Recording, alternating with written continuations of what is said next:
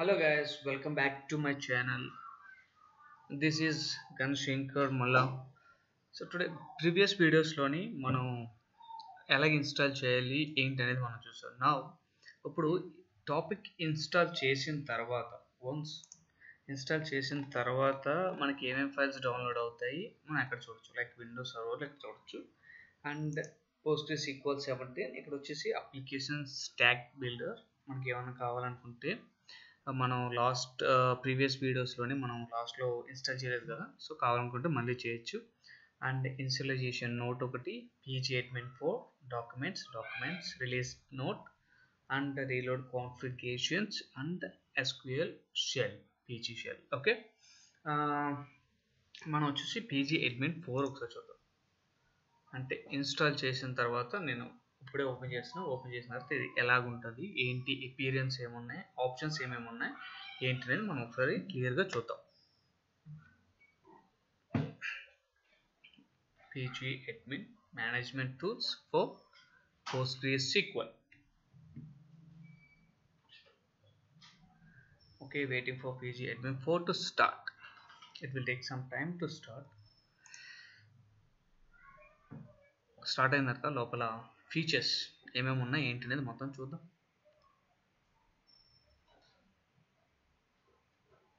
ఎందుకు ఇది అంత అడ్వాన్స్డ్ కూడా చూద్దాం, తెలిసిపోతుంది మనకి.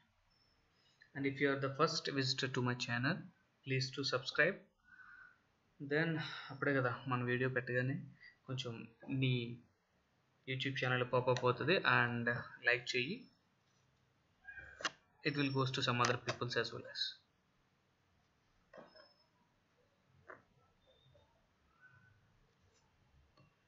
ఏంటి ఎంత టైం తీసుకుంటుంది, ఒక గంట పడుతుంది ముందు రావడానికి.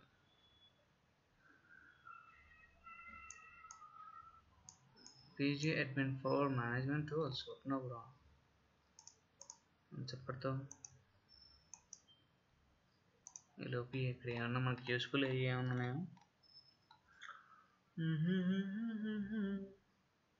Replication, synchronization content and recovery.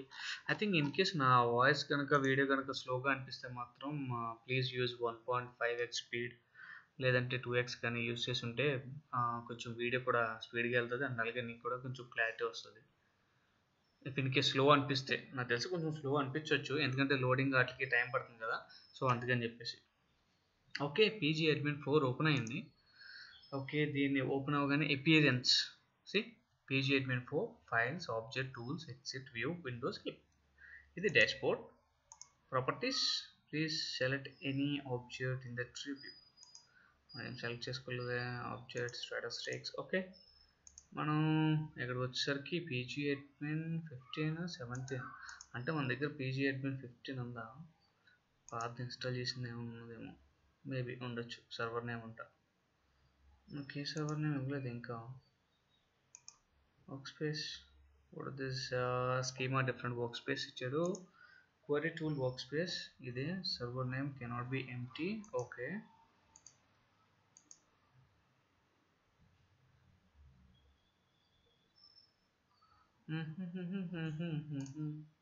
Connect and open the tool. ఒక్క నిమిషం మళ్ళీ కనెక్షన్ దగ్గరికి వెళ్దాం.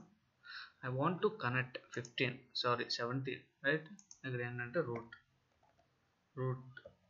1 రూట్ 2.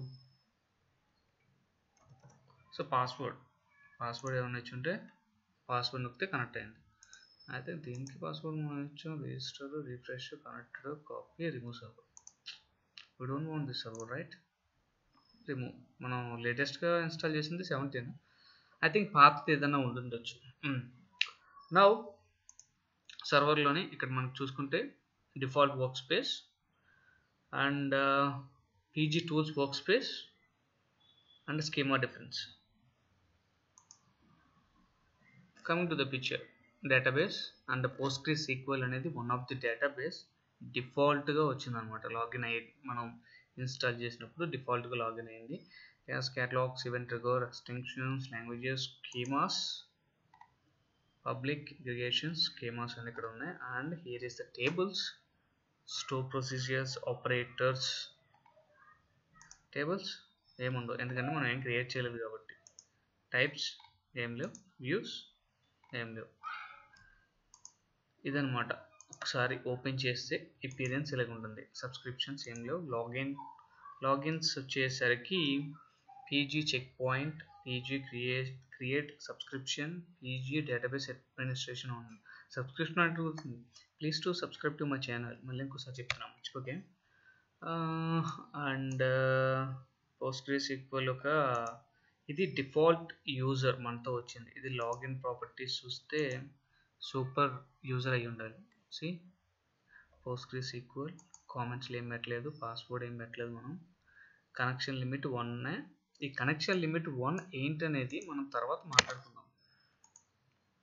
దీంట్లో మనకు చాలా ఒక యూజర్ రోల్ క్రియేట్ చేయడానికి చాలా ఎఫెక్ట్ ఉంటుంది. అంటే ఎక్స్ప్లెయిన్ చేసుకుందాం మనం. సూపర్ రోల్ అంటే ఏంటి, create database, inheritance right from the parent role. అవి రోల్స్లో చాలా డెప్త్కి వెళ్ళాలి.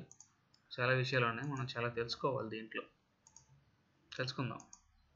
దీనికైతే ప్రస్తుతానికి మొత్తం అన్నీ ఉన్నాయి.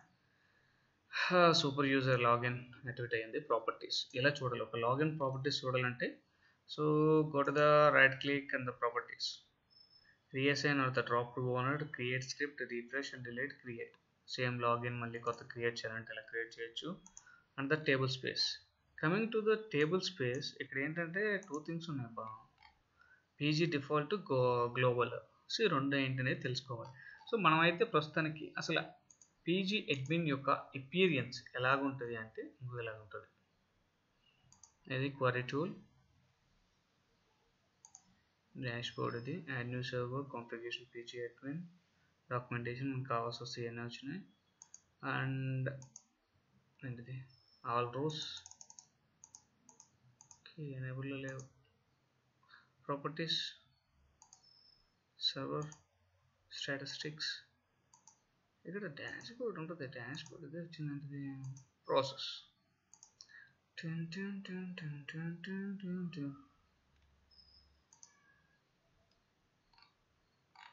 ఇంకా చాలా సెట్టింగ్స్ ఉన్నాయి.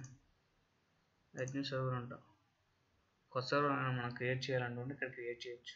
Add new server, connection, parameter, చాలా పెద్ద మ్యాటర్ ఉంది. మనం మెల్లిగా ఒక్కొక్కటి చూసుకుంటూ వెళ్దాం.